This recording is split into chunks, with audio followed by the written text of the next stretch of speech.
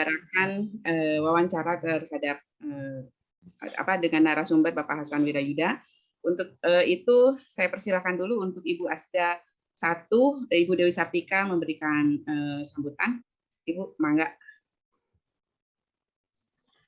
Bismillahirrahmanirrahim. Assalamualaikum warahmatullahi wabarakatuh. Waalaikumsalam warahmatullahi wabarakatuh. Ya, selamat siang, salam sejahtera untuk kita semua. Yang terhormat Pak Hasan Wirayuda yang alhamdulillah pada siang hari ini sudah menyiapkan waktu barangkali untuk kita semua.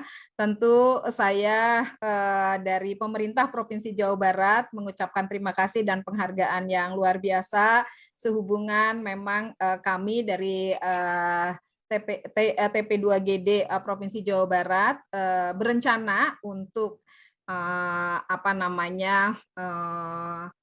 mendaftarkan barangkali atau juga ingin Jadi masyarakat Jawa Barat ini sangat antusias sekali, Pak, melalui surat secara pribadi apapun juga lembaga, termasuk melalui media juga.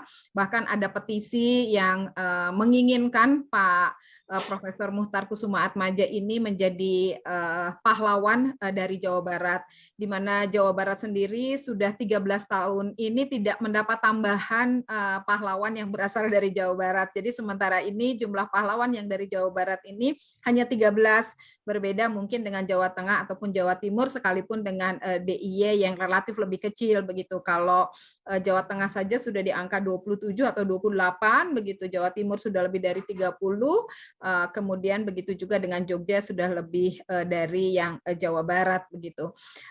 Pak Muchtar sendiri barangkali Bapak nanti bisa menyampaikan kepada kita semua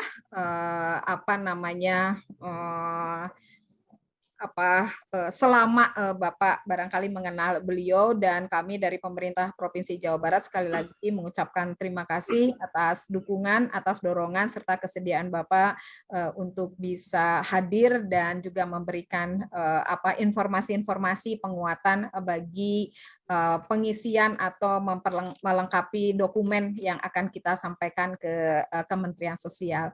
Barangkali itu saja Bapak dan Ibu, sekali lagi juga kami mengucapkan terima kasih kepada teman-teman semua yang bisa hadir pada sore hari ini. Mudah-mudahan nanti Pak Dodo dari Kepala Dinas Sosial juga bisa segera gabung bersama kami. Kemudian juga ada Pak Wawan, barangkali tadi sudah terlihat, namun mungkin ada jaringannya kurang baik barangkali. Itu saja mungkin Bu Kartika, sekali lagi hatur nuhun, billahi taufik wal hidayah, wassalamualaikum warahmatullahi wabarakatuh. Waalaikumsalam warahmatullahi wabarakatuh. Terima kasih Ibu Asda. Terima kasih untuk teman-teman dari TP2GD yang bisa hadir pada sore hari ini. Kita mulai saja mungkin untuk berbincang-bincang, berdiskusi dengan Pak Hasan Wirayuda. Bapak, untuk pertama saya mungkin akan menanyakan bagaimana riwayat hidup Bapak sebelum masuk ke inti tentang Prof. Muchtar. Baik, Bu. Ya. Assalamualaikum warahmatullahi wabarakatuh. Waalaikumsalam. Terima kasih atas undangan pertemuan lewat Zoom sore ini dalam kerangka pengusulan Profesor Muchtar Kusumaatmadja sebagai pahlawan nasional. Perlu dari awal saya ingin sampaikan bahwa keuntungan bagi Pak Muchtar adalah bahwa betul beliau adalah calon dari Provinsi Jawa Barat. Tapi beliau adalah negarawan, tokoh pada tingkat nasional. Jadi dua hal itu. Kalau dari calon provinsi, ya walaupun Jawa Barat baru 13, dan masih lebih rendah dari jumlah pahlawan yang ditetapkan oleh Presiden untuk Provinsi Jawa Tengah atau Jawa Timur, memang yang saya ketahui sekarang keputusan-keputusan Presiden itu juga didasarkan pada Pertama, prioritas yang diberikan kepada provinsi-provinsi yang belum mempunyai pahlawan nasional, belum ada yang diangkat jadi pahlawan nasional. Misalnya terakhir dari Provinsi Kalimantan Timur dan Sulawesi Tenggara. Yang kedua, pertimbangan gender. Wanita masih kurang terwakili dari segi jumlah, dari totalitas pahlawan dari semua provinsi. Yang ketiga, mungkin selama ini juga yang juga mungkin terabaikan adalah calon-calon pahlawan atau yang akan diusulkan sebagai pahlawan nasional dari para pendiri republik, anggota, misalnya anggota Badan Persiapan Kemerdekaan dan PPKI tahun 45 dulu.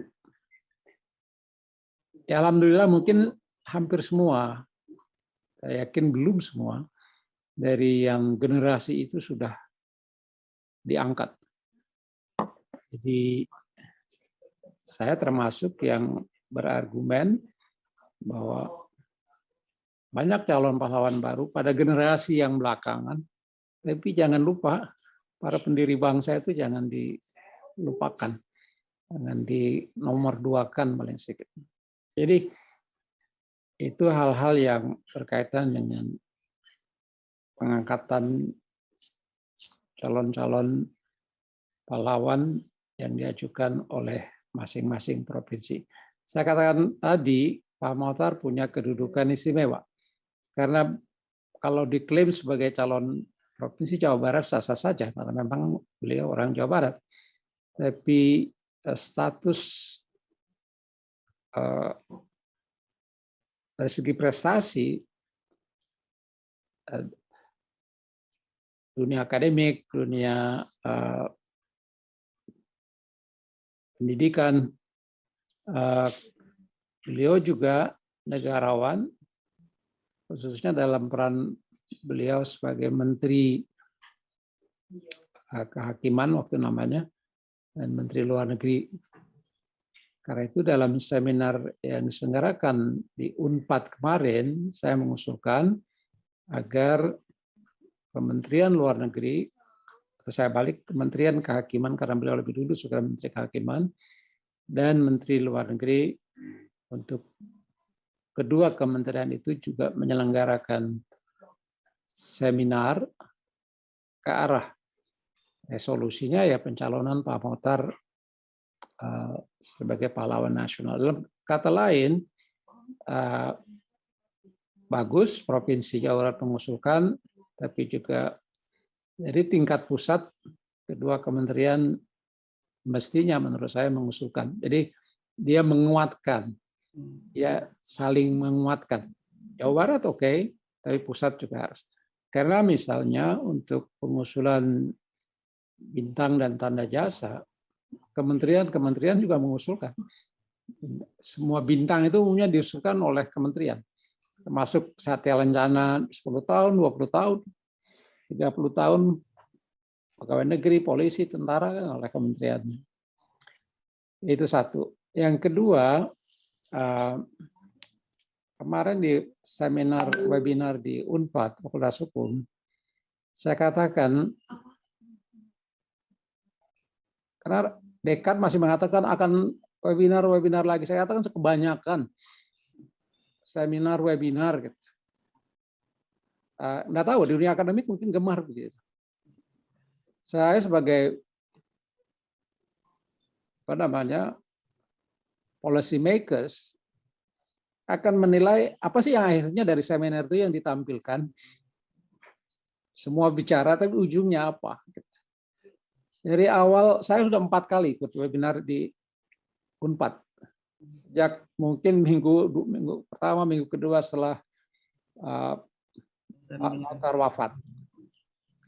Dari awal saya artikan kalau mendengar kesaksian, terlalu banyak saksi yang bisa yang mau memberikan kesaksian tentang prestasi Pak Mokhtar.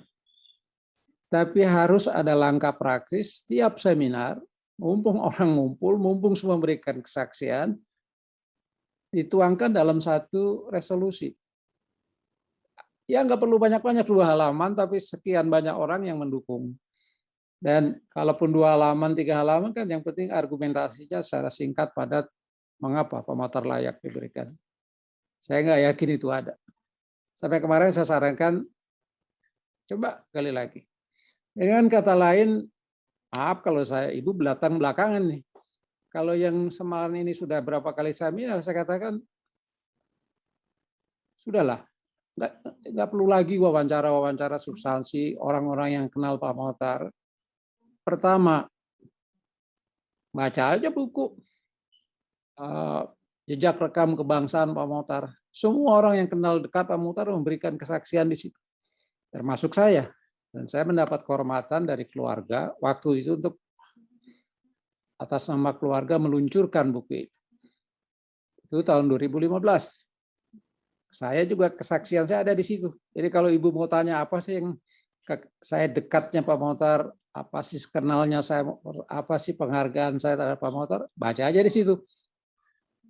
Juga banyak tokoh lain yang dekat-dekat dengan Pak Mokhtar. Pak Hasim Jalal misalnya bidang hukum laut, di bidang pendidikan hukum, Bu Eti, you name it. Mungkin kalau saya bilang segudang, nggak tepat istilah itu, tapi begitu banyak. Jadi saya katakan, yang perlu dilakukan mungkin dan dikerjakan. Sekarang mau rencananya mengajukan pertengahan Maret. Kan begitu, Bu? Ya siapkan dokumen ringkas saja, Cu. Yang padat. Kenapa Jawa Barat mengusulkan? Ya pasti menggarisbawahi prestasi-prestasi beliau dari berbagai perspektifnya. Lampirkan itu buku, suruh aja biar nanti panitia pusat Jakarta membaca buku itu, lihat-lihat. Malah saya bilang sebetulnya yang berhak bukan berhak, mempunyai kekuasaan mengangkat pahlawan nasional itu presiden. Presiden Jokowi itu tidak perlu diyakinkan tentang kebesaran Pak Mokhtar, tentang jasa beliau. Fotokopi aja pengantar buku jejak rekam kebangsaan Pak Mokhtar 2 halaman itu. Itu udah lebih dari cukup. Mau cerita apa? Coba meyakinkan Pak Jokowi. Pak Jokowi juga nggak baca. Apa panitia atau Dewan Gelar Tanda Jasa baca dokumen setebal itu? Enggak. Jadi, sorry Bu, kalau saya ngomong ini langkah-langkah prosedural dan praktis yang harus dilakukan daripada Ibu capek-capek wawancara sekian banyak orang. Aja. Atau kalau mau disarikan aja dari buku itu, atau bukunya dilampirkan sekalian. Kenapa tidak gitu kan? Bagi itu anggota-anggota nanti kan di Kemsos ada tim berapa 10 orang yang akan menilai, banyak sejarawan. Bagikan mereka. Jadi dalam usulan sampaikan aja 20 kopi ya 25 kopi buku beda bagi-bagi beda baca. Tapi ya yang penting adalah dokumen mungkin paling banyak 5 halaman kalau mau saya. Mensarikan kenapa, mengapa MK itu layak untuk diberikan gelar pahlawan. Jadi kalau Ibu maaf tadi sudah menanyakan kedekatan saya atau ketidakdekatan saya, kesaksian saya, mengapa Pak Mokhtar. Maaf kalau saya anggap mungkin nggak perlu, Bu. Mungkin nggak perlu. Nah, saya katakan 4 kali saya ikut seminar di webinar lah di Unpad. Nah, tinggal minta aja. Setiap webinar juga selalu diingatkan dari recording mulai. Jadi mestinya masing-masing penyelenggara webinar itu punya rekaman. Jadi advis saya advis praktis, Bu. Untuk tidak seperti saya katakan di Unpad kemarin, mungkin kesannya saya judes, tapi enggak. Saya menggiring ke arah cara pendekatan praktis. Jangan webinar ke webinar sudah sekian kali. Dan sebetulnya yang diperlukan dari webinar itu kesimpulan, resolusi yang pasti semua sama. mengusulkan agar Pak Mokhtar Koswatmaja dengan jasa dan pertimbangan jasa dan pengabdiannya pada Republik secara paripurna layak diberikan gelar pahlawan. Presiden nggak perlu diyakinkan. Beliau surat pengantarannya sangat jelas. Kemarin saya bacakan tuh di ini loh apa yang dikatakan Presiden. Kalau perlu Presidennya memberikan, masa Presiden memberikan kesaksian, dia sudah tahu sendiri. Jadi tanpa mengurangi rasa hormat saya pada panitia, ambillah cara pendekatan yang praktis. Modal dasarnya segala informasi itu sudah banyak sekali. Tinggal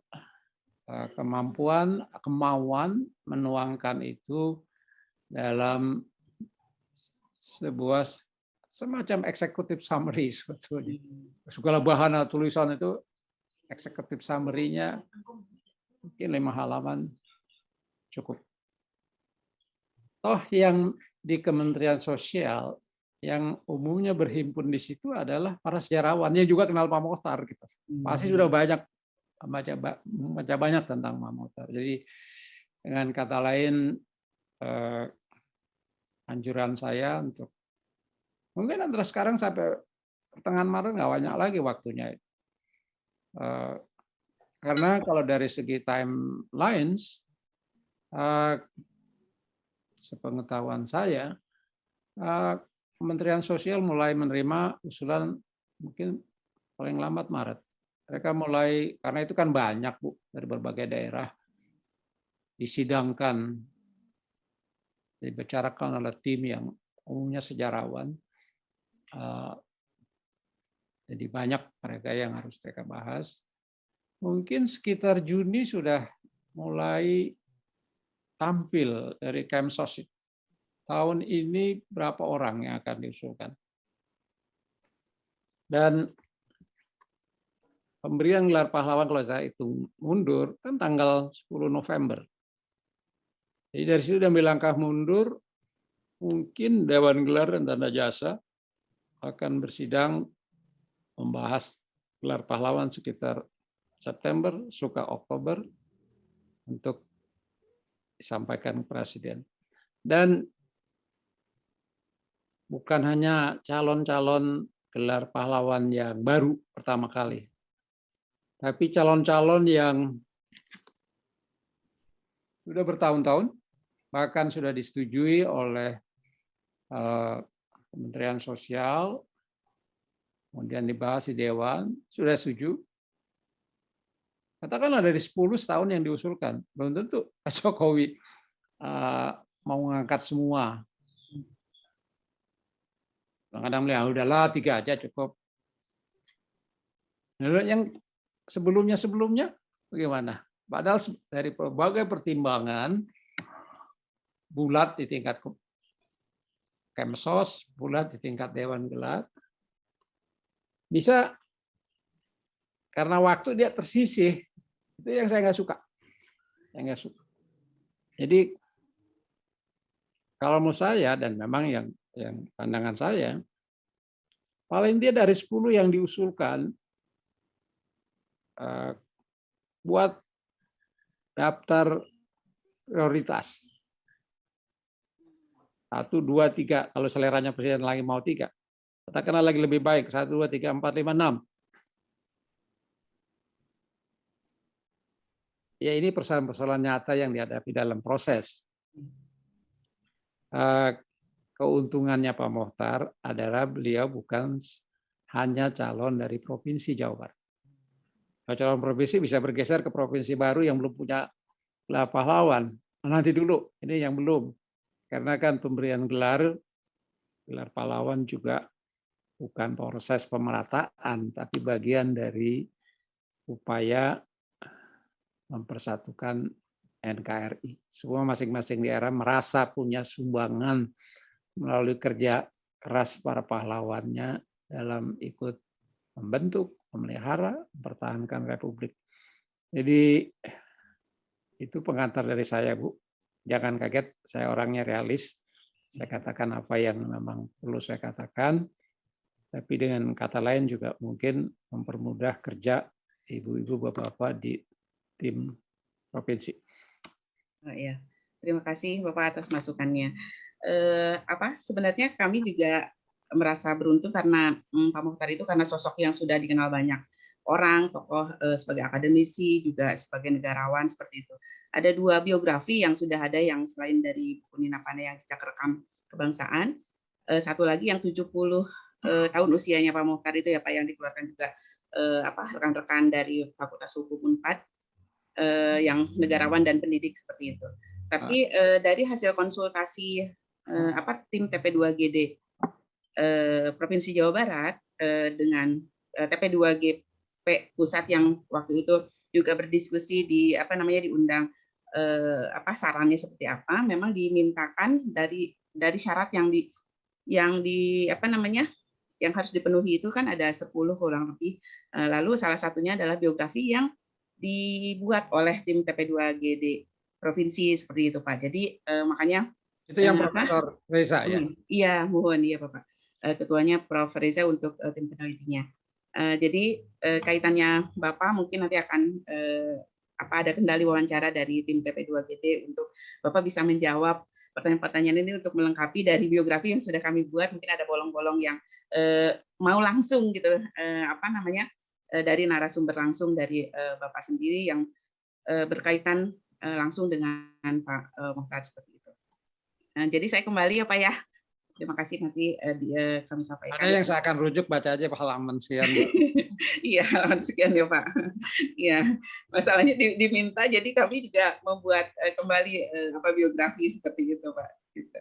Bapak untuk pertamanya mungkin ke Bapak dulu untuk bagaimana riwayat hidup Bapak sendiri, menanyakan Bapak sebagai tokoh juga berkiprah juga di Kementerian Luar Negeri seperti itu. Riwayat hidup Bapak dulu dari pertama seperti itu. Saya khawatir nanti belok pengusulan jadi saya sebagai tokoh nasional. Kan kami harus mengenal tokoh-tokoh juga Pak. Sebagai narasumber, bangga Bapak. Saya lagi-lagi berapa kali dalam webinar di Unpad itu orang kan memberikan kesaksian itu sejauh mana dia kenal, kapan, dalam kaitan dengan apa.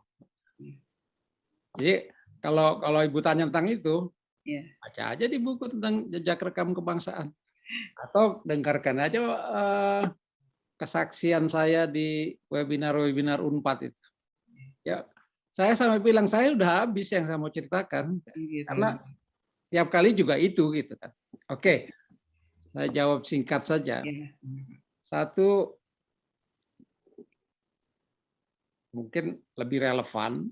Kalau Ibu tanya kapan saya lahir, Kemsos akan nanyakan itu. Perkenalan saya dengan Pak Mokhtar ya tidak lebih dalam hubungan saya sebagai mahasiswa Fakultas Hukum UI mendapat. Kayaknya ini arah diskusinya. Ibu. Ya. Iya, mangga. Sebagai mahasiswa di Fakultas Hukum Universitas Indonesia pada tahun 69 tingkat 3 mendapat pelajaran hukum internasional dari Profesor Mokhtar Kusumatmadja. Ya hubungannya jauh, murid sama profesor. Itu yang saya dalam artian mulai mengenal beliau. Jadi jarak usia yang sangat jauh, jarak kedudukan yang jauh antara mahasiswa dan profesor, sebatas itu. Lebihnya dalam awal karir saya baru masuk Deplu, beliau sudah Menteri Kehakiman. Ya sejauh itu juga. Mana ada pegawai baru kenal sama menteri, tapi ini persinggungannya sebagai pegawai pada tahun pertama, saya menjadi notulen dari rapat-rapat tingkat menteri. Waktu itu belum ada Kementerian Polhukam. Setelah Malari dibentuk Dewan Stabilisasi Politik dan Keamanan Nasional. Beliau Menteri Kehakiman, tapi beliau selalu ditunjuk presiden apabila menteri ada Malik dari luar negeri, ada Malik berhalangan, ada rapat, saya yang memimpin. Jadi ya dari situ juga mulai mengenal pemikiran beliau, kecerdasan beliau, kecekatan beliau dalam mengambil keputusan, dan kegemarannya dalam masalah politik dan hukum internasional. Kalau hukum internasional bukan barang baru, karena beliau memang Jago. sudah jagonya. Sebenarnya juga itu. Tapi di bidang politik kan baru. Baru. Tapi kami yang muda-muda waktu itu gosipnya Pak Motor akan jadi menteri di luar negeri. Karena kalau dibanding biasanya menteri ad interim, kalau menteri yang aslinya tidak ada, itu tidak berkantor. Menteri luar negeri, ya kalau beliau menteri kehakiman ya ngatur. Kalau ada surat dari kementerian yang harus ditangani oleh menteri ad interim, ya dikirim suratnya. Tapi beliau berkantor, gemar berkantor di Kementerian Luar Negeri. Makanya gosip saya bakal lihat Pak Motor akan jadi menteri luar negeri. Itu tahun 1974. Jadi ya dari saya mengikuti. Dalam rapat antar menteri kan kecemerlangannya Terlihat ya. terlihat, membedakan beliau dengan yang lain. Dengan lainnya. Jadi benar, bukan ramalan gosip ini. 78 beliau jadi menteri kan di luar negeri. Iya. Di situ mulailah kiprah beliau sebagai top diplomat Indonesia. Di Amerika itu kalau menteri luar negeri julukannya bahasa lainnya adalah top diplomat. Karena menteri luar negeri adalah pembuat kebijakan, tentunya di samping presiden, dan yang mengendalikan operasi dari diplomasi kita. Beliau kan Menlu 78 sampai 10 tahun, 88. Jadi masa-masa yang tidak mudah bagi diplomasi kita. Mengapa? Karena mulai tahun 75 kita menghadapi masalah Timur Timur. Medan pertempuran diplomasi, khususnya di PBB. Nah, beliau harus jadi komandan mengendalikan bagaimana diplomasi kita menangani masalah sepelik masalah Timur Timur yang sejak awal memang merupakan masalah internasional. Saya sebut kemarin di Unpad, dari perspektif itu di bawah kepemimpinan dan kendali beliau, suara pemungutan suara di Majelis Umum yang tahun 75 kita masuk ke tim-tim, 76 mulai masuk agenda di Majelis Umum, itu suara pendukung lawan kita, Portugal dan lain-lainnya 86. Kita mungkin saya lupa, biasanya saya ingat 20-an. Jadi alot sekali. Singkat kata pada tahun 82, pemungutan suara di Majelis Umum PBB, kita dari tahun ke tahun sejak 76 menanjak suara persuaraan mendukung kita, yang mendukung Portugal turun menjadi hampir berimbang, 48 lawan 50. Tinggal sisi 2. Dan kalkulasi banyak pihak, kalau tahun 83, kalau dipungut suarakan mungkin kita akan menang. Jadi beliau membaca dengan tepat. Ya teruskan aja tahun 83. Pungut suarakan supaya kita menang. Prospektif menangnya besar. Tapi Sekjen PBB mengambil inisiatif, dia membaca takut pihak lawan kita juga kehilangan muka. Jadi sudahlah, dihentikan perdebatan di majelis umum, kemudian prosesnya dibawa ke jalur baru, namanya dialog segitiga. Tentang masalah tim-tim, dilibatkan Sekjen PBB Indonesia dan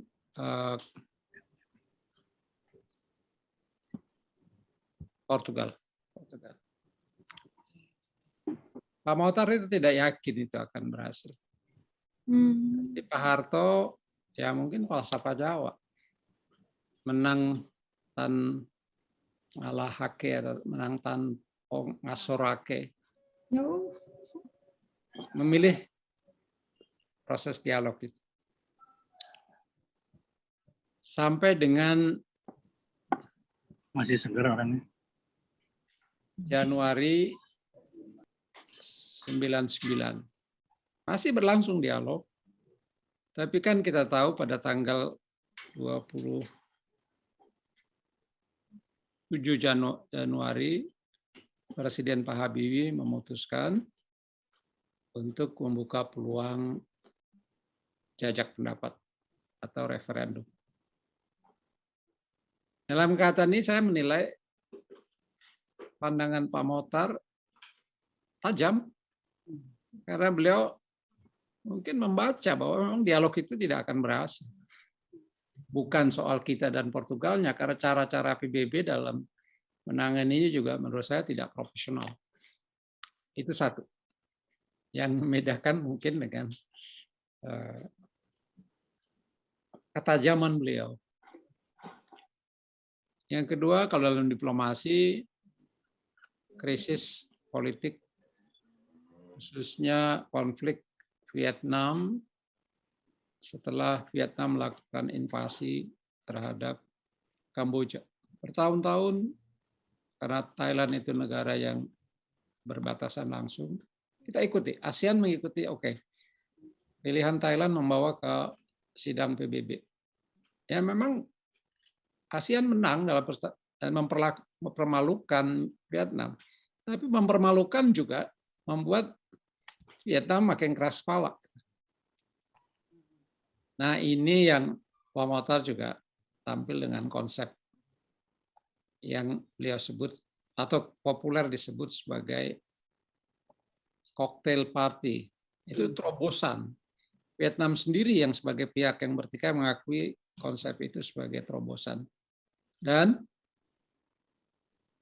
dengan terobosan itu, maka pada tahun 88, 89 diadakan pertemuan yang disebut dengan Jakarta Informal Meeting, JIM istilahnya, JIM 1 dan 2. Dari situ dibawa atau diadakan konferensi Paris yang pada tahun 91 dicapai kesepakatan yang disebut Paris Agreement.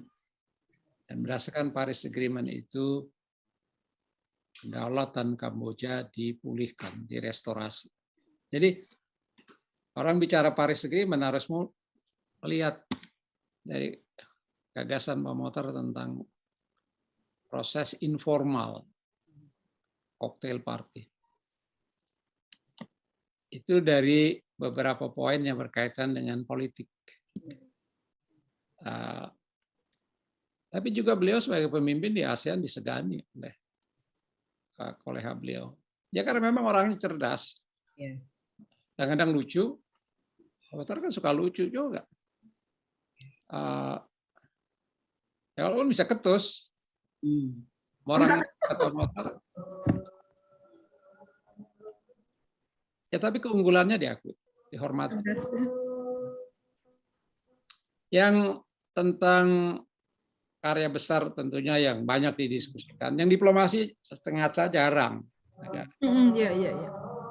Yang di bidang diplomasi juga, tapi lebih pada diplomasi hukum, yaitu peran beliau bukan hanya tampil dengan konsep negara kepulauan, archipelagic state, sejak tahun 57 memperjuangkan sendiri sebagai ketua delegasi di konferensi PBB 58, kemudian tahun 60, itu pertama 58, kedua 60. Sidang atau konferensi PBB yang ketiga itu tahun 73 sampai dengan 82.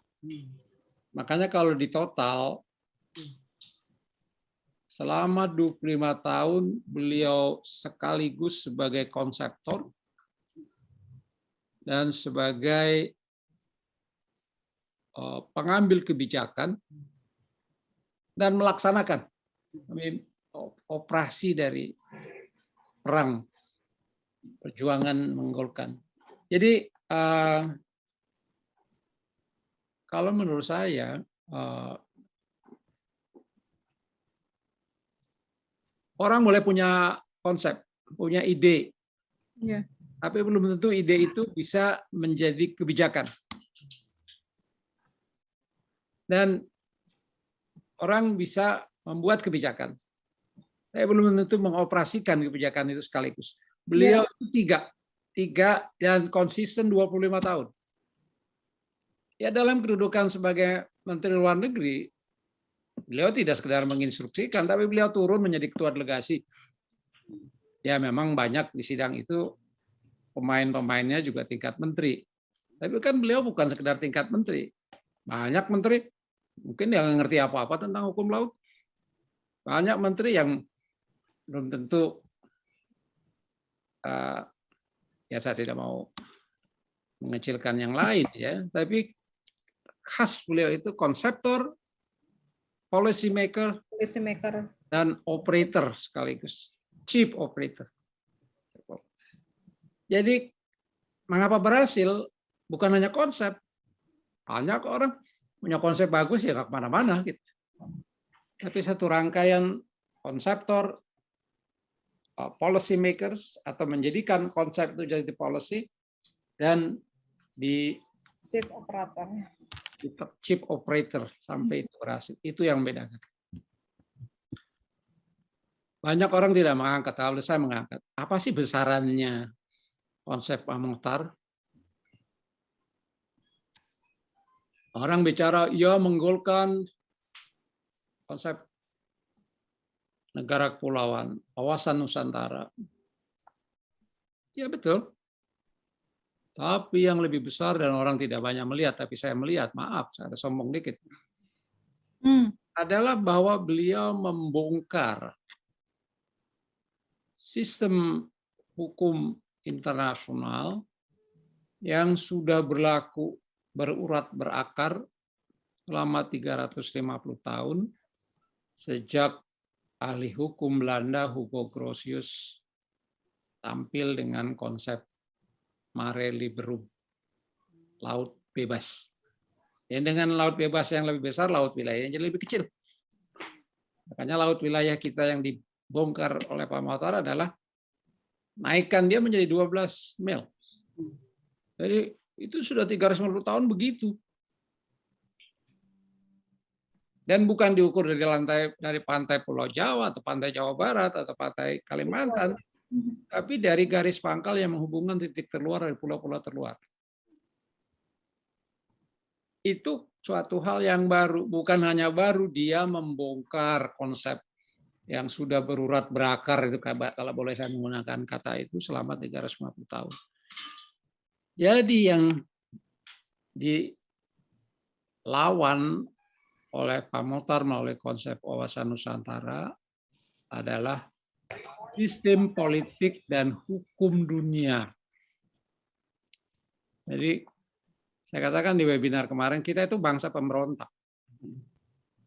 Para pendiri Republik ketika menyatakan kami bangsa Indonesia dengan ini menyatakan kemerdekaan Indonesia, emang benar? Apa bangsa terjajah boleh punya hak merdeka? Kata siapa? Kata kita iya, karena kita yakin. Tapi kata dunia belum. Dunia memerlukan 31 tahun untuk sampai pada kesepakatan bahwa all people shall have the right to self-determination. Bahwa rakyat terjajah itu punya hak merdeka. Itu pemberontakan kita besar yang pertama. Yang kedua ini. Yang kedua ini. Bidang hukum laut. Jadi warisan kepahlawanan Pak Mokhtar adalah warisan satu berani mengubah konsep-konsep dunia yang tidak menguntungkan kita, tidak menguntungkan negara yang waktu itu tidak ikut membentuk hukum. Negara perkembangan mewariskan sistem yang sudah ada, yang bongkarnya setengah mati untuk berubah karena sudah berakar. Dan itu keberhasilan kita yang kedua sebagai negara ya, di mana di baliknya tokohnya adalah Pak Mokhtar. Jadi saya kalau bicara hukum laut, politik laut, ya saya boleh sombong fasik karena memang itu disertasi saya di Amerika. Jadi ya apa yang saya sampaikan itu abstrak, pemikiran dari apa yang kelihatan nampak tapi mungkin tidak nampak, tidak segera kelihatan. Mungkin sudah cukup banyak ya saya kasih. Ya, Pak. Sudah menjawab beberapa list pertanyaan. Jadi kalau dari cerita Bapak berarti intensitas pertemuan Bapak dengan Pak Mokhtar itu cukup intens juga ya Pak ya. Ketika Pak Mokhtar menjadi menteri ya, Bapak mengikuti diplomasi yang dilakukan oleh Pak Mokhtar seperti itu. Kalau ini sendiri Pak, kalau setelah Pak Mokhtar tidak menjadi menteri, apakah Bapak masih ada intensitas pertemuan? Ada yang sebelum masih dalam beliau sebagai menteri, saya Ya. masih pegawai tingkat menengah lah katakan. Pak Mokhtar itu sebagai pendidik itu yang menginisiasi proyek kaderisasi Deplu. Pertama, karena waktu itu juga kepala badan litbangnya Kemlu Profesor Fuad Hasan, belakangan jadi menteri. Jadi kita di Kemlu punya dua tokoh pendidik yang melihat pentingnya kaderisasi, dan karena itu dibentuk proyek kaderisasi. Orang-orang muda yang potensial dikirim belajar ke Amerika, dipilihkan universitas terbaik di Amerika, dan ada yang ke Paris itu pun ke Sorbonne University, dan saya salah satu dari sejumlah 12 orang yang untuk itu tugas belajarkan di Amerika selama 5 tahun sampai program doktor. Tidak semua sampai program doktor. Nah, yang saya ceritakan hari ini bukan soal program doktornya saya atau tugas belajarnya saya, tapi sifat kemanusiaan Pak Mokhtar, dan mau memperjuangkan nasib anak-anaknya.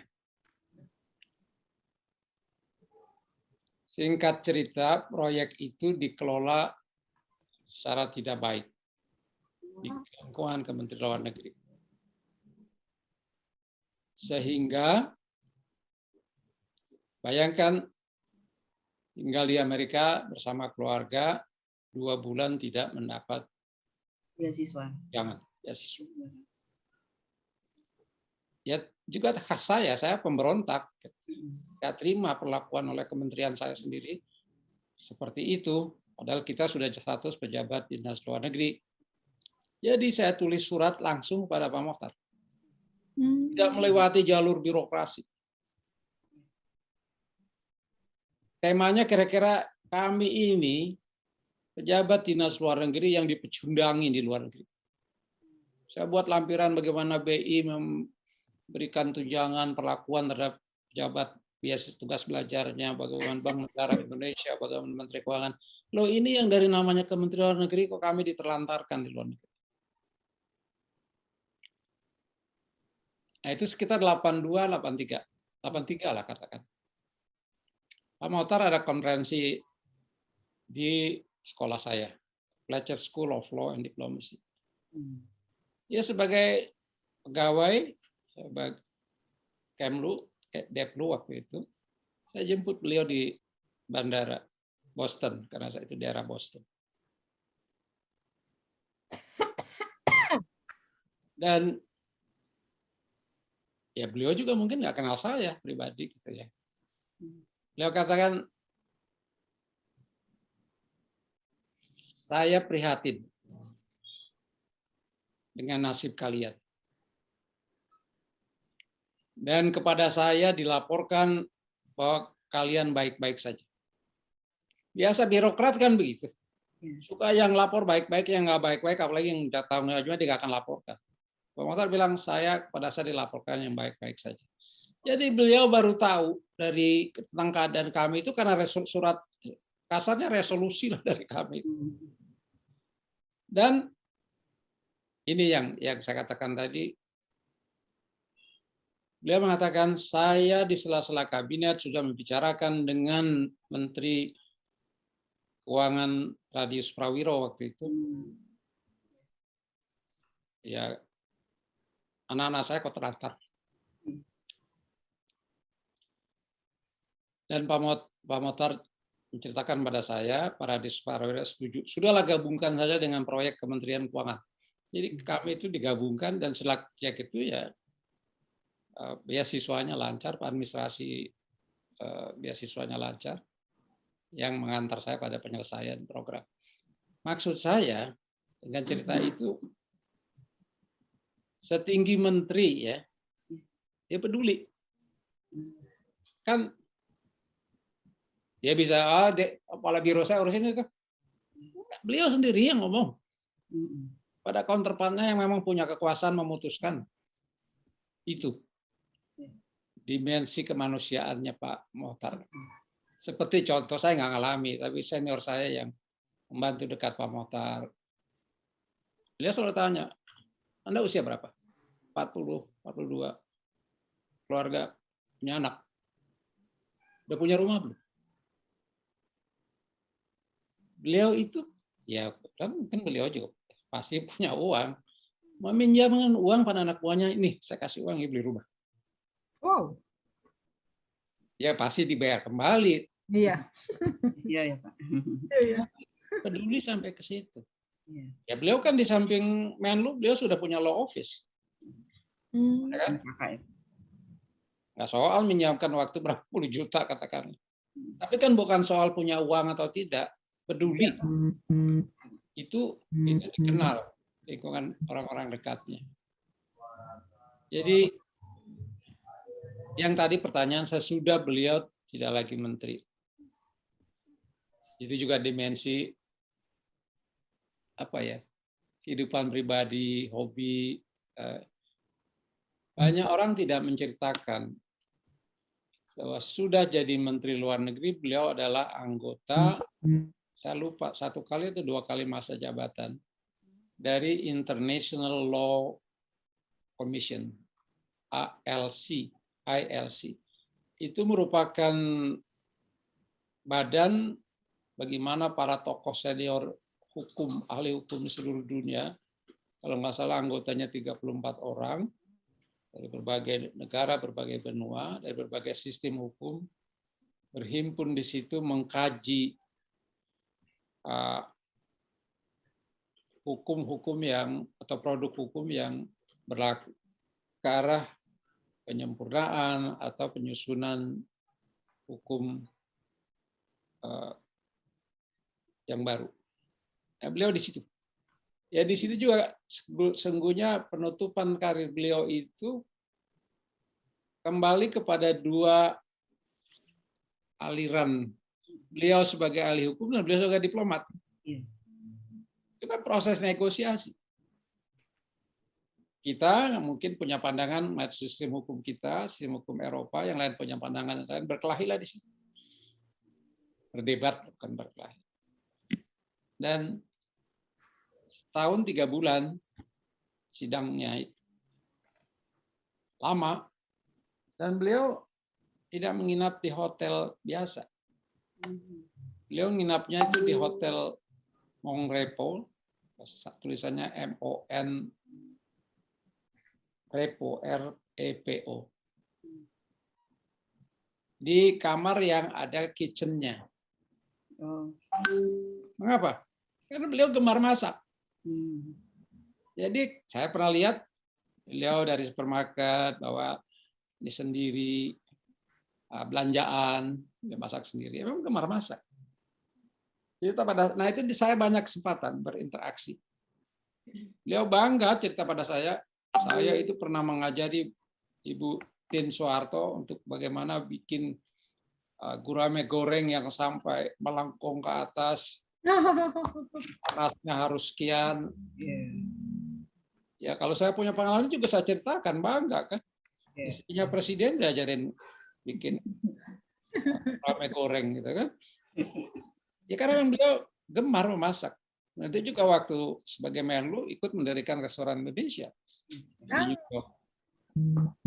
Karena saya coba mengukur selera saya kira-kira dekat dengan Pak Mokhtar. Pak, ayo saya undang Bapak satu ke restoran Prancis lah, makanan Prancis. Di pinggir Danau Jenewa, tapi perbatasan Swiss dan Prancis. Waktu saya mau memberikan kesaksian di bukunya Pak Mokhtar itu, saya lupa nama restorannya. Sampai saya telepon sekretaris saya waktu saya dubes di Jenewa, itu restoran namanya apa. Sekarang saya lupa lagi, lihat aja di buku deh. Buku jejak rekam itu. Nah, di situ ada masakan yang sangat khas, yaitu ikan sibas, ikan laut, atau ayam yang diliput, dilapis garam, tebalnya mungkin 1 senti. Kemudian dipanggang, itu sudah dengan bumbu ya. Jadi waktu disajikan itu pakai di atas dipalu pakai kayu, dihancurkan garamnya baru dibuka disajikan. Nah, saya tanya, Pak, enak? Oh ya enak. Ya saya mengukur selera saya dekat-dekat dengan Pak Mokhtar. Senang makanan yang enak dan memang enak sekali. Jadi, mana berani saya ngundang ke restoran yang kalau beliau. Jadi itu sisi-sisi personal kontak saya karena beliau 3 bulan di Jenewa sebagai anak buah dulu, sebagai dubes saya pada posisi bisa undang, ngobrol. Nah, ya cita-cita begitu keluar banyak dalam suasana santai. Itu pada penutup penghujung karir beliau sebagai anggota ILC, International Law Commissions. Cerita lain yang berkaitan dengan masa beliau, Pak Mokhtar itu orangnya nggak gampang memuji orang lain. Karena beliau memang pintar, dia cerdas, yang anggap remeh ke orang lain nggak pintar gitu. Tapi bahwa mengakui orang lain sesuatu yang dia sebagai ketua delegasi ketika perundingannya buntu, nggak tahu solusinya, beliau lapor pada Pak Harto. Pak, ini konferensi hampir buntu, memang hampir buntu. Kaitan dengan alur laut kepulauan, ALKI. Kita sebut ALKI. Archipelagic Sea Lanes. Itu kan masalah lebarnya dituntut oleh Amerika dan negara besar selebar 50 nautical mile. Kalau saya beri kuliah itu seperti dari kampung saya sekarang di Tangsel sampai ke Cianjur gitu lebarnya. Tapi kan selat itu besarnya bervariasi, ada yang sempit, ada yang lebih lebar. Jadi bagaimana menentukan lebarnya ini tadi? Dia lapor kepada Pak Harto. Pak Harto bilang, gampang aja. Ambil aja porosnya, aksisnya. Dan dilemparkan ke sidang, itu diterima. Jadi beliau, hebat Pak Harto itu. Beliau memang strategis. Jadi Pak Mokhtar memuji orang lain, Bukan karena soal presidennya, tapi karena konsepnya yang beliau sendiri tidak mengecilkan Pak Mokhtar. Di sidang itu buntu, solusinya oleh Pak Harto mudah saja. Itu mungkin orang nggak pernah dengar. Tapi karena saya dalam konteks santai, beliau juga udah tua. Tapi ada satu yang beliau kaget. Ya kaget juga enggak ya, tapi saya itu kan menggagas pembentukan Komnas dari tahun 89. Komnas HAM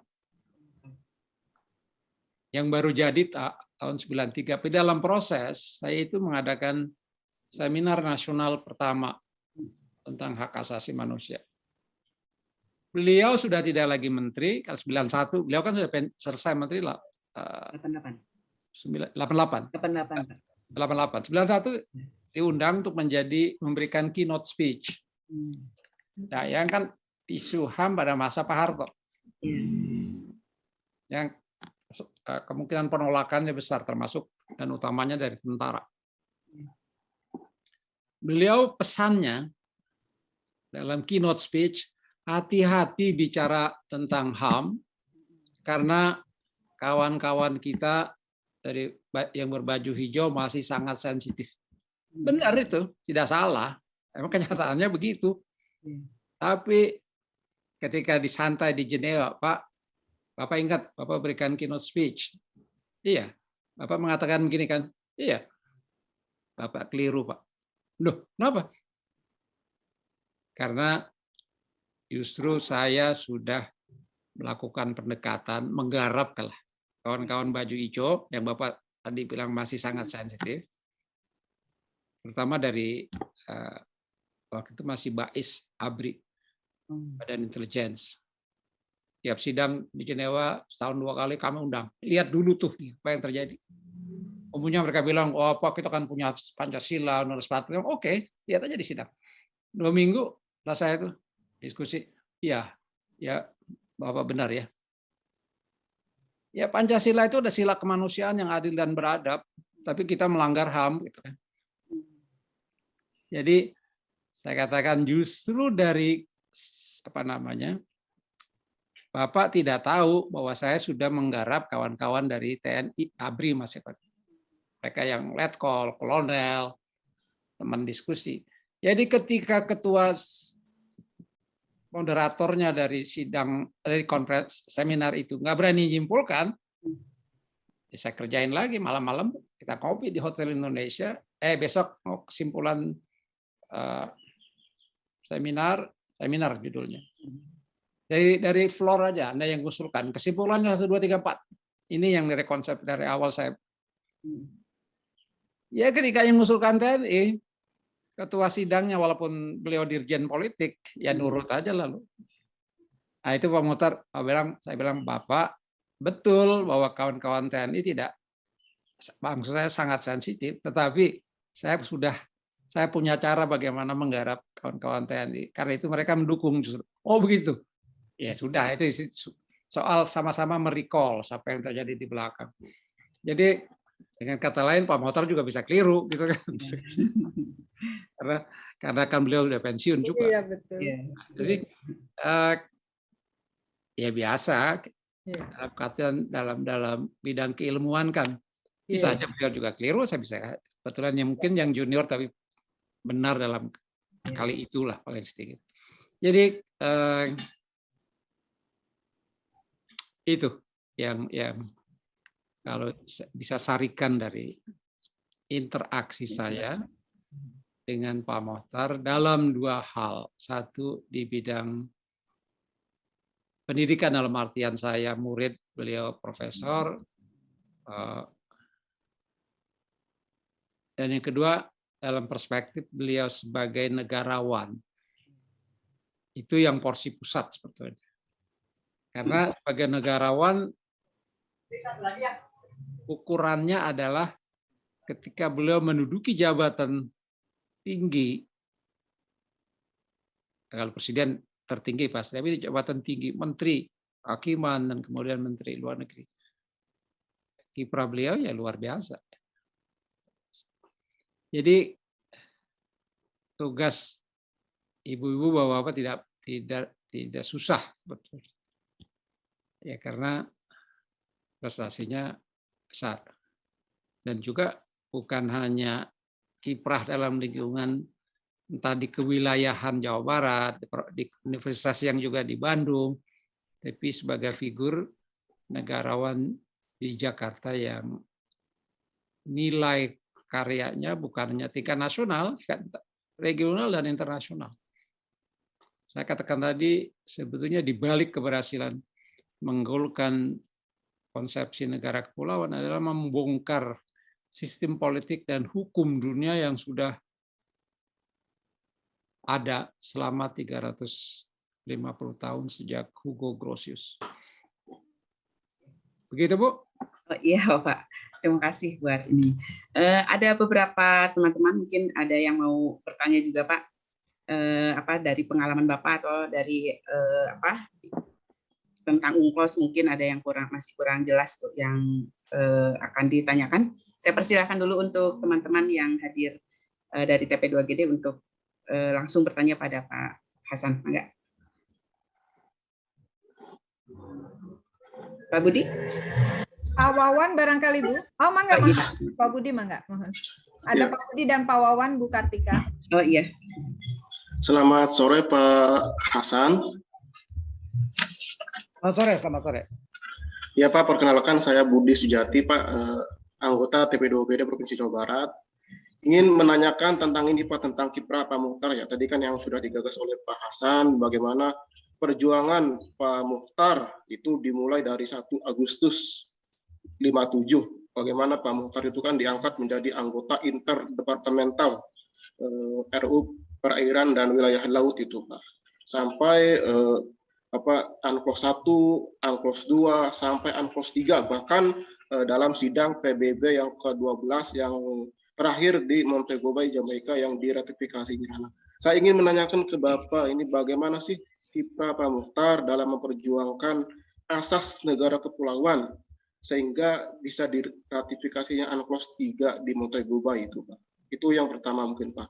Kemudian apa sih istimewanya Unclos 3 bagi negara Indonesia, dan yang terakhir bagaimana sih kiprah Pak Muchtar dalam dunia perpolitikan internasional pada masa itu Pak Muchtar dalam sidang yang ke-12 gitu Pak. Itu mungkin saja yang bisa saya tanyakan. Terima kasih atas perhatiannya. Assalamualaikum warahmatullahi wabarakatuh.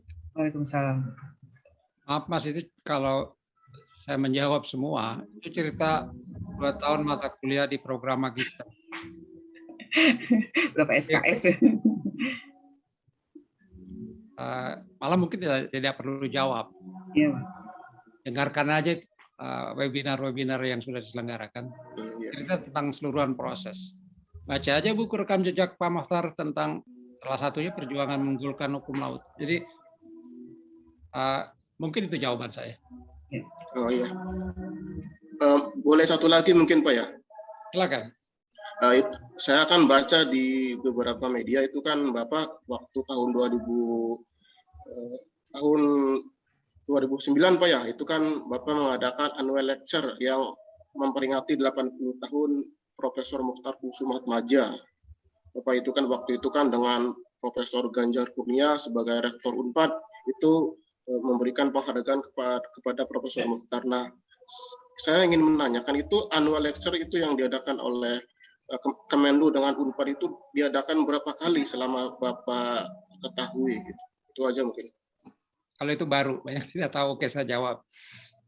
Pertama, waktu saya Menlu, saya menginisiasi program yang disebut Annual Memorial Lecture untuk mengenang jasa-jasa tokoh diplomat kita yang besar. Karena itu misalnya di Padang, di Medan, kita bikin ada Malik Memorial Lecture. Di Unsrat Manado, LN Palar Memorial Lecture. Karena generasi muda nggak tahu lagi siapa itu LN Palar. Senior diplomat yang 6 kali jadi duta besar. Dan anggota delegasi kita di PBB waktu kita memperjuangkan pengakuan kemerdekaan. Jadi sengaja. Surabaya, UNER, kita bikin annual lecture in honor of Ruslan Abdul Ghani. Hanya orang tidak tahu Ruslan Abdul Ghani pernah jadi Sekjen Kemlu dan Menteri Luar Negeri. Tapi apa mahasiswa UNER tahu? Belum tentu. Kita bikin di sana, kita kenang kembali. Nah di Unpad itu annual lecture in honor of Pak Mochtar karena Pak Mochtar masih hidup. Oh iya. Ya kan? Jadi bukan in memorial of. Beliau hadir. Ya saya recall, saya kenal kembali jasa perjuangan beliau menggolkan konsepsi wawasan Nusantara. Bukan menggolkan, mengkonsepsikan dulu. Kemudian memperjuangkan. Ya, pesan saya pada anak-anak mahasiswa adalah tantangan Anda sebagai generasi penerus bukan hanya memahami kebesaran konsep, kesulitan perjuangan menggolkan konsep, tapi meneruskan, memahami lagi, kemudian pada bidangnya masing-masing ya tentang pemahaman yang benar terhadap konsepsi yang sudah berhasil digolkan di Montego Bay itu ya dilanjutkan. Yang promotor agak terharu. Satu karena memang belum pernah ada program semacam itu, apalagi diselenggarakan oleh Kemlu. Waktu itu sudah mulai kesulitan beliau berbicara. Tapi terharu beliau. Jadi buat saya, bukan kedudukan sebagai Menlu, tapi sebagai murid. Pernah murid beliau ya, itu salah satu bentuk apresiasi penghormatan saya.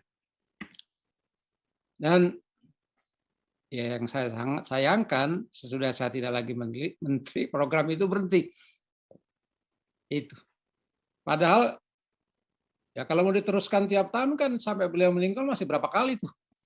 Ya kan? Atau setelah beliau meninggal pun masih bisa dilakukan annual memorial lecture jadinya. Mochtar saja. Jadi itu. Ya sekarang kita semua mengenang, tapi kan semacam musiman karena mau diusulkan sebagai calon pahlawan. Tapi kalau dia melembaga setiap tahun, sekarang pengajaran hukum laut di universitas apa? Semua ada? Nggak ada. Mungkin Unpad masih, ya, atau UI, tapi yang lain enggak. Saya di webinar kemarin saya sampaikan kekecewaan saya. Satu menteri, tingkat menteri ini, politisi DPR oke lah. Sulit membedakan antara kedaulatan dan hak berdaulat. Di ZEE yang kita persengketa, bukan kita sengketa, yang diklaim juga oleh Cina, itu bukan sengketa kedaulatan, tapi sengketa hak berdaulat. Nah, tingkat menteri aja masih ngomongnya amburadul. Maklum kalau di DPR. Jadi dengan kata lain, maka saya bilang kita hari-hari ini mengagungkan karya Pak Mochtar. Tapi kita saksikan pejabat kita yang tidak memahami apa yang dulu diperjuangkan dengan tidak mudah. Ya sebagai orang tua, saya ingatkan itu. Baru tanggal 25 Januari kemarin, Menteri Perhubungan statementnya itu mengecilkan, menegasi bahasa saya. Konsepsi negara kepulauan, saya ulang menegasi deklarasi Juanda dan perjuangan tidak mudah untuk menggolkan dan berhasil. Saya ulang bacalah tuh statement tingkat menteri sehubungan dengan perjanjian FIR.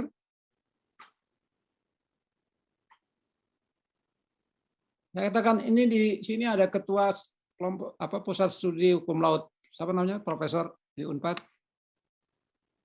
Pak jangan diam-diam aja tuh. Saya bilang, pelajari, buat pernyataan dari saya, kewajiban moral saya sudah saya ngomong. 2 kali webinar saya katakan saya nggak terima. Upaya perjuangan yang tidak mudah tadi berhasil, tapi karena tidak mengerti dikecilkan, dinegasikan, di-undermines oleh pejabat setingkat menteri. Saya nggak dengar tuh reaksinya. Saya berharap ada reaksi biar ada perdebatan publik. Perdebatan akademik paling sedikit. Tetapi itu yang saya concern ketika saya webinar annual lecture, itu pesan saya. Ini karya besar, anak-anak mahasiswa belajari dengan baik. Jangan salah paham. Nanti kalau jadi pejabat ya jangan jadi pejabat yang karena ketidakpahamannya ngomong dan salah. Saya sampai bilang kok kita, pejabat kita jadi lawyernya Singapura, itu bahasa paling kasar mungkin yang bisa saya. Singapura aja nggak pernah berdalih begitu. Saya mau bicara itu yang terjadi. Jadi itu saya bilang oke, webinar ini mengagungkan, mengglorifikasikan prestasi Pak Mokhtar. Oke, karena memang beliau perlu karyanya dikenang, dipahami oleh semua. Tapi sehari-hari masih kita lihat persoalan seperti itu yang tidak konsisten tadi dengan capaian besar. Bukan tidak konsisten aja, menegasi, saya bilang. Menegate. Mungkin itu.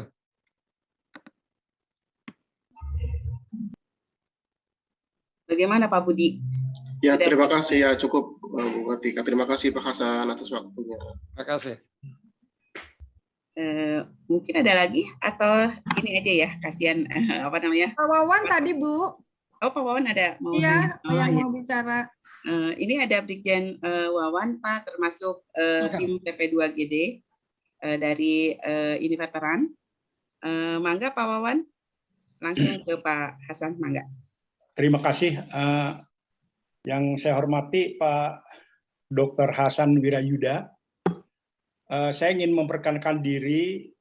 Nama saya Brigjen TNI Purnawirawan Wawan Ridwan, yang termasuk dalam tim TP2GD Provinsi Jawa Barat.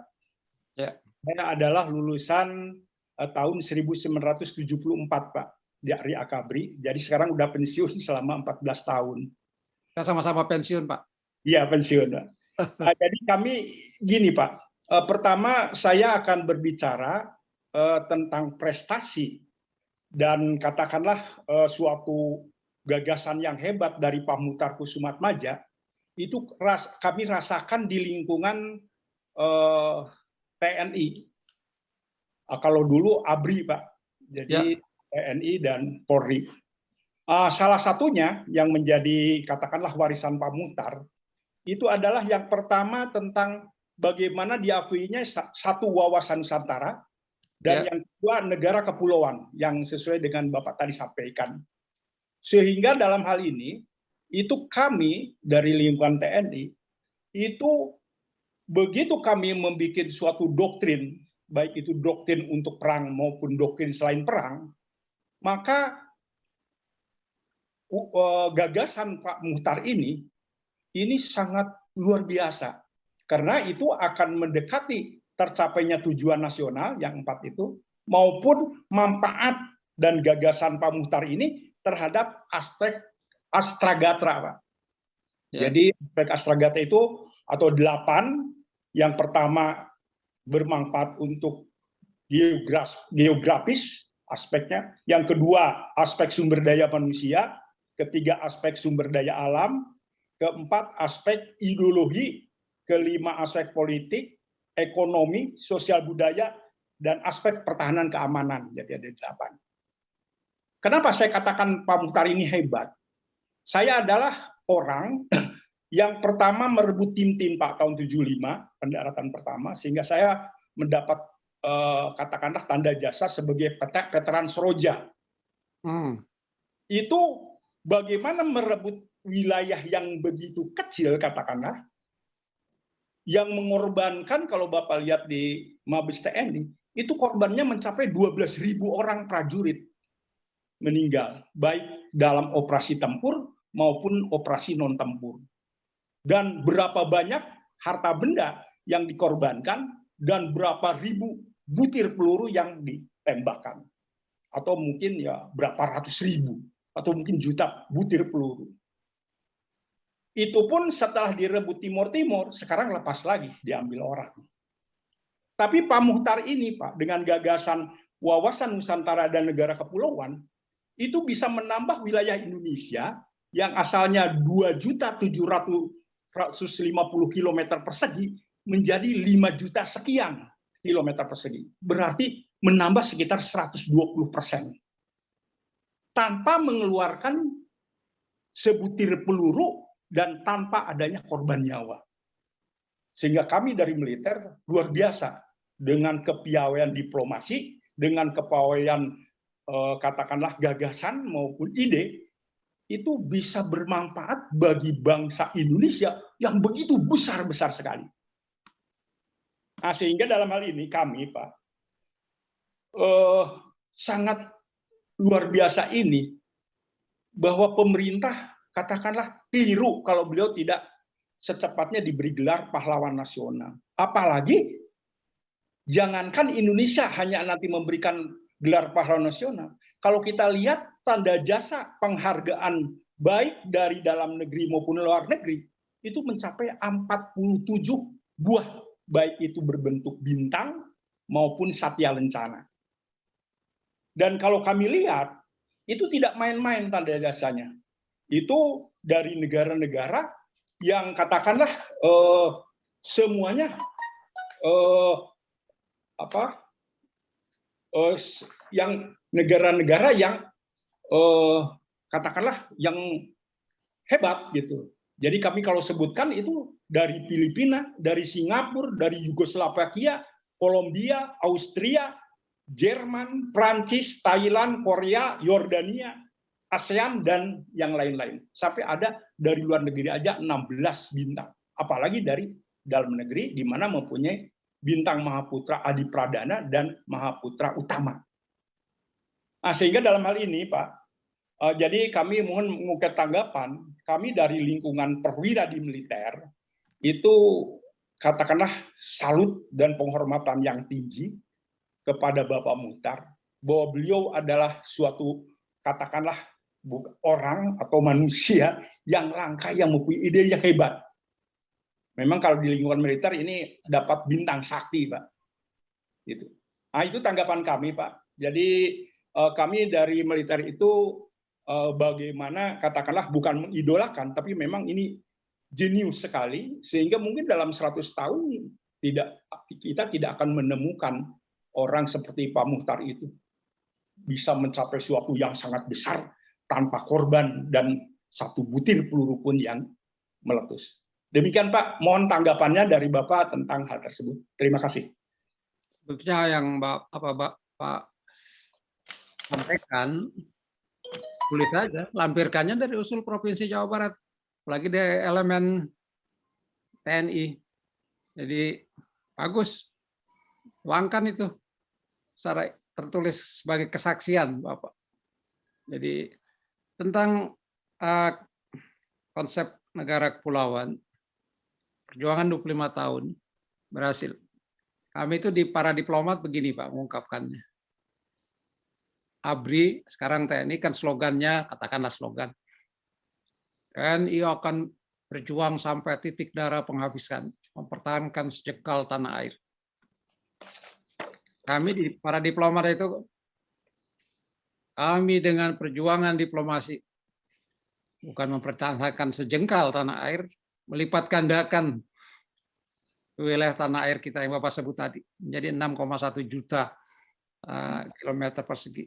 Jadi ya memang beda, Bapak memang harus nembak, berdarah, kami tidak. Gitu. Tapi ya keberhasilannya juga Bapak sudah ukur sendiri. Ya di balik itu ada konsep Pak Muchtar ya, tapi keseluruhan itu kan melibatkan semua komponen perjalanan dalam perjuangan diplomasi, lobby kepada semua negara, lobby kepada delegasi yang lobby pada tingkat tinggi, presiden dengan presiden itu sampai ke sana. Jadi semua dikerahkan untuk itu. Yang kedua,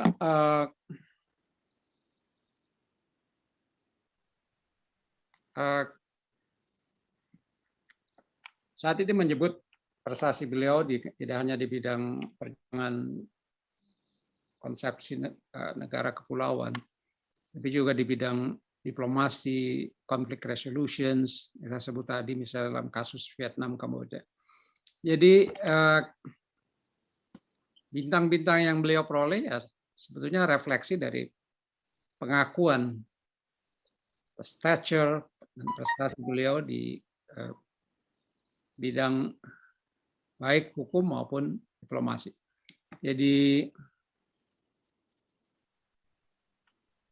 saya katakan dari awal tadi bahwa sebetulnya kita nggak perlu cerita banyak, lampirkan aja itu pernyataannya 2 halaman Presiden Jokowi, prakatanya di bukunya. Jadi nggak perlu diyakinkan Pak Jokowi itu, beliau sendiri yang mengatakan hebatnya Pak Mokhtar kok, itu yang memudahkan itu. Kalau yang lain mungkin bertingkat itu mesti diyakinkan. Dari Kemsos, kemudian Dewan Gelar, Tanda Jasa, sampai ke Presiden, ini enggak. Jadi Bapak enggak, menurut saya sih enggak perlu khawatir akan terlambat atau tidak diberikan cepat. Jadi, proses normal, tapi normal yang luar biasa. Bapak, sebentar pernyataan dari Bapak mungkin, mengapa Prof. Mokhtar layak diangkat sebagai pahlawan nasional, Pak? Saya ingin kembali yang sangat mendasar ya. Ya. Juga tidak banyak diungkap oleh orang lain, paling nggak yang saya dengar selama ini. Para pendiri Republik Indonesia itu kan tokoh-tokoh besar ya. Dalam sidang BPU, PK, sebetulnya namanya Dokurisu Junbitso Sakai, nggak ada kata Indonesianya. Di PPKI-nya memang ada I-nya, tapi saya diingatkan oleh sejarawan kita, Pak Bondan dari UI, Pak itu nggak ada I-nya itu. BPUK dan PPKI. Nah itu dalam membahas rancangan negara, utamanya Undang-Undang Dasar, memperdebatkan panjang tentang apa sih wilayah Republik Indonesia yang mereka akan dirikan. Itu semua sepakat, yaitu bekas Hindia Belanda. Saya tidak mengecilkan mereka, dan tidak nampak dalam perdebatan. Wilayah Hindia Belanda yang kita akan jadikan wilayah Republik Indonesia adalah wilayah yang, kalau saya ibaratkan keju Prancis yang banyak bolong-bolongnya. Lembarannya itu banyak bolong-bolong. Karena bolong-bolong itu ada kantong-kantong laut bebas internasional. Jadi saya pikir kalau para pendiri Republik itu masih hidup, beliau yang ambil inisiatif untuk mencalonkan Pak Mokhtar. Karena beliau itu dulu tidak, apalagi kita berdasarkan undang-undang Belanda yang kita wariskan dan terus hidup,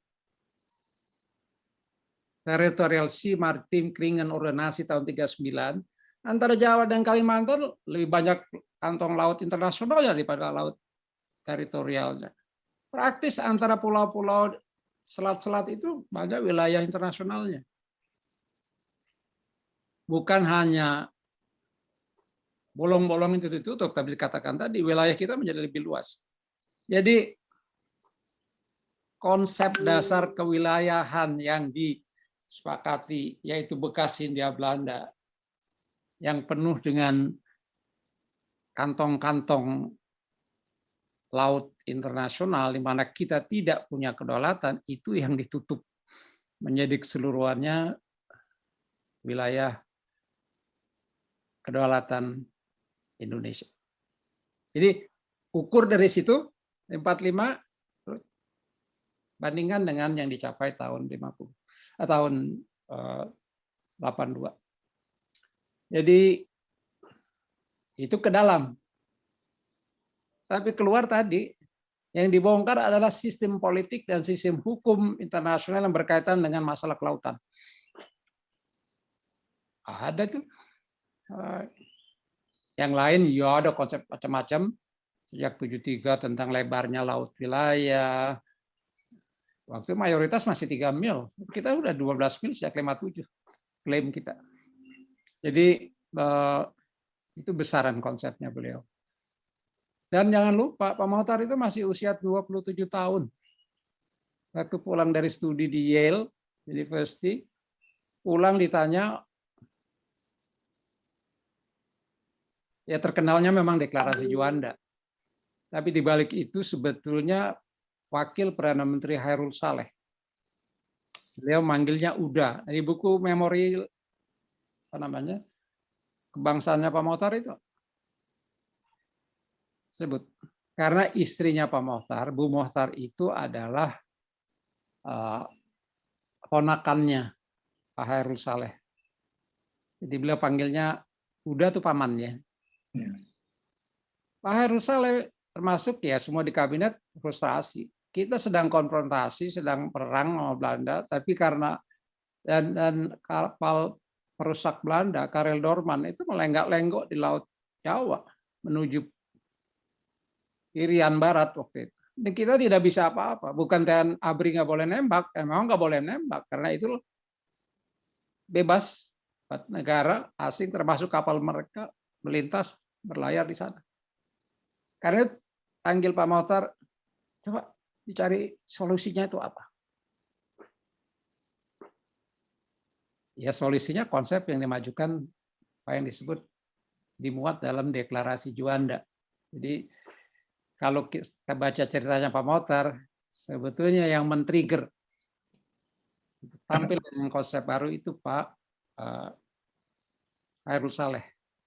Ya bahwa Pak Juanda, lagi-lagi saya tidak bermaksud mengecilkan, tapi sejarah mengatakan begitu, dan karena itu namanya menjadi deklarasi Juanda. Baca aja di bukunya Pak Mochtar itu. Dia panggilnya Uda Khairul. Jadi itu cuma soal latar belakang ya. Apapun yang tampil dengan pemikiran yang tidak biasa pada seorang lawyer berusia 27 tahun, ya luar biasa.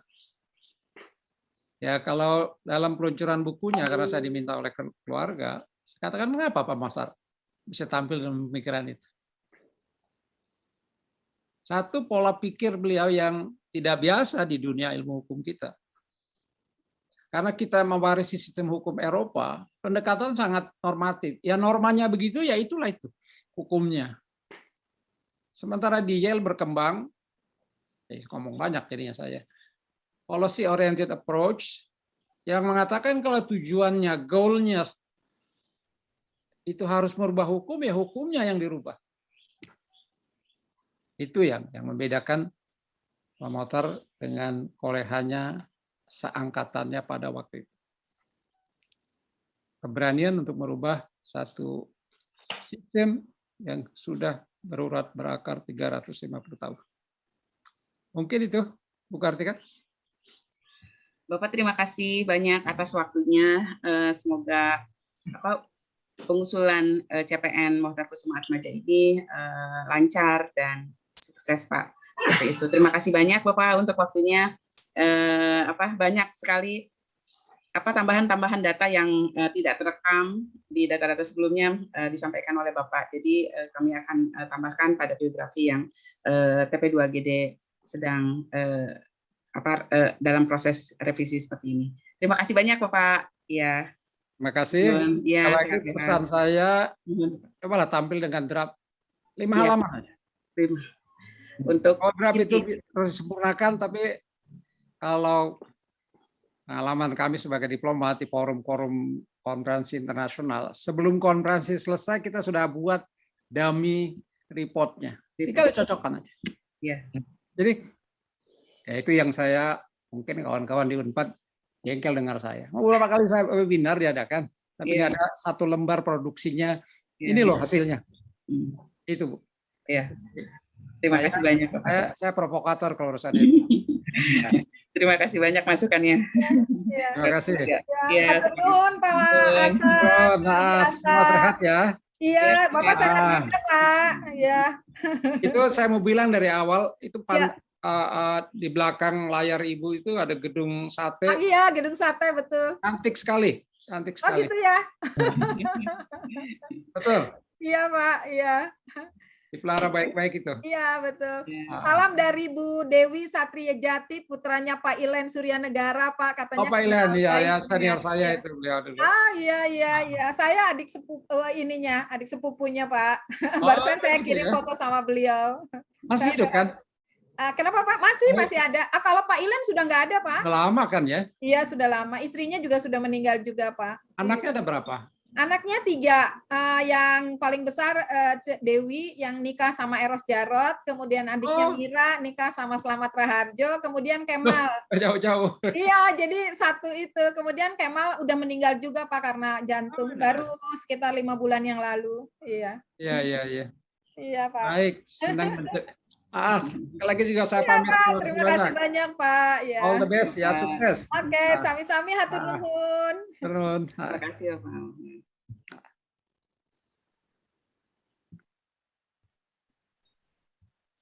Izin